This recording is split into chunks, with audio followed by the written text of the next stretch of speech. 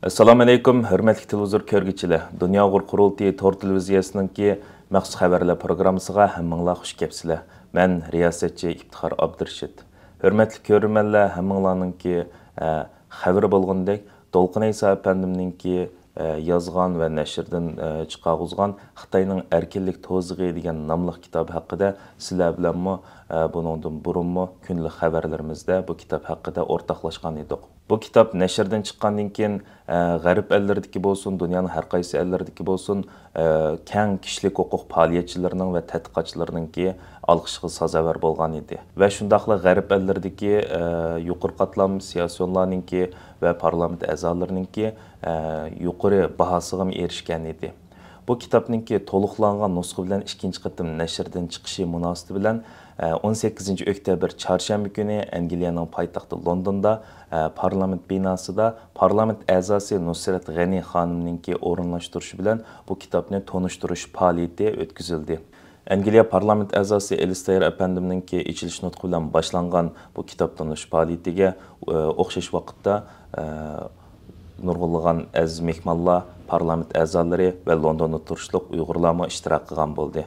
Bularning ichidagi eng tonlaganlardan bo'lsa, Uyg'ur sud kollegiyasininki bosh sudchisi Sir Jeffrey Nice apandimmi bar edi. Ichilish nutqidan keyin so'z qilgan Dunyo Uyg'ur Qurultayining raisi Dolqun İsa apandim bo'lsa, bu kitobni nima uchun yozganligini va yozish jarayonidagi Xitoyningki erkinlik tozig'i Xitoyning butun dunyoga so'zilgan xalqarалық organlarni, cümleden xalqarалық saqçı təşkilatı, yəni Interpol bolğan və Birləşmiş Dövlətlər təşkilatlarında bolğan Xitayninki chegara halqıgan besimlərini və qarqollarını içib taşlaş bilan birgə özününki 21 yillik xalqara saqçı təşkilatı tərəfindən tutuş buyruğu elan qılınğan və bu jarayonda beşidin ötən səzgürəşlərini təfsili anlatqanlığını və bu arqali Xitayninki qarqolununki dünyadakı xalqarалық organlarga olsun, kişilik hüquq organlarga olsun, qandaq şəkildə uzarğanlığını və sınıb kirganligini anlatqan boldu. Kitap tonuşturuş faoliyatidan keyin stansiyamizninki məxsus ziyaretini qabul qilib, bu haqda təfsili məlumat bergan Dolqun İsa əpəndim tövəndə munularını deb ötdi. Assalamu alaykum aziz vatandaşlar, yurttaşlar. Biz bugün hazır Angliya parlamentosunda olup ötken benim Xitayning Erkinlik Tozig'i namlı kitabının ikinci neşir baskısının bir yerde takipleş murasimi olup ötdi. Bu murasimde Angliya parlamentonun a'zosi Uyghur Dostluk grubununki reisi Karl Michael Efendi riyasetçiliğinin ilgilençini ötküzüldü. Bizim yakın dostumuz Nusrat G'ani ve Dankesinin kadarlı parlament a'zoları bunu güçlü qo'lladı. Ötken bir qancha haftadan buyon qisqa bir vaqtning ichida bizning London ishxonamizning mudiri Rayma xonim va parlamentdan koordinatorimiz Joya xonimlarning kuchli ishchanligi bilan bugun bu yerda 50 bir program o'tkazdik.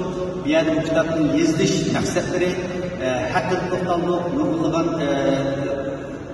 faaliyetçilik katlaştı, mütəxəssislik katlaştı, parlament a'zolari katlaştı ve şundaqla bu ikinci baskınınki neşriyatının ilgisi ben efendi bir yerde bu kitabın neşriyatının məqsədlərini toxtaldı. Ben bu kitabı yazışım məqsəd haqqında düşünce benim Reyma xanım yerdə beni konuşturdu. Şundaqla nayki əhmiyyətli bir program oldu. Bu kitabın Angliya ikinci baskısının tunji ilan qilinishi Angliya parlamentosunun için benim için bir şeref, bu ehemmiyetli simol hareketli hadise, bu hoşallıkla London'da yaşamaktan yurttaşlarımızla, vatandaşlarımızla sizlerle ortaklaşmayı uygun gördük.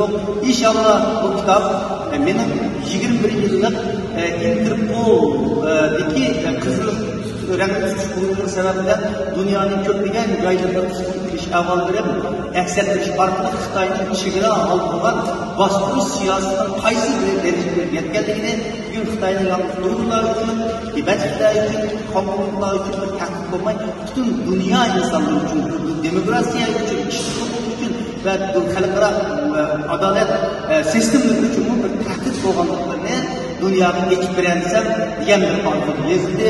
Buni yana uçuk ifade qilish pursiy bo'ldi. Rahmat sizlarga.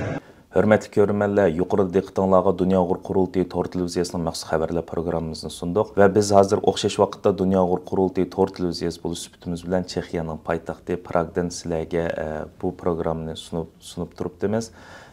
Tünü gün 19-cı ıslarda Prag'daki Amerika baş elçisininki özününki qonalğısında Uyğurlar haqqında bir fəaliyyət ötküzüldü. Oxşaş vaqtda bugün mü Çexiya parlamentida, Kengaş palatasida Uyğurlar haqqında guvalıq anlaş yığını içilməkçi. Bu guvalıq anlaş yığını 4 xil şəkildə bölünген olub, məcburi tug'mas qıldırış, məcburi əmgək, ailələrdən məcburi ayırıb etiş, səbəbsiz tutqun qilish və tuyuqsuz g'ayib qilib etish degandek Xitoyninki Uyg'urlar yurgizayotgan irqiy qirg'inchiliklarninki turlari bo'lgan shaklda 4 xil shaklda guvohlik berish yig'ini o'tkazilmoqchi va bularga yangi lager şahitlerimizmi ham bor. Bularning tafsilotiga qiziqsangiz, diqqatingizlar keyin qitimliq sonimizda bo'lsin. Ko'rishguncha omon bo'lgaysizlar.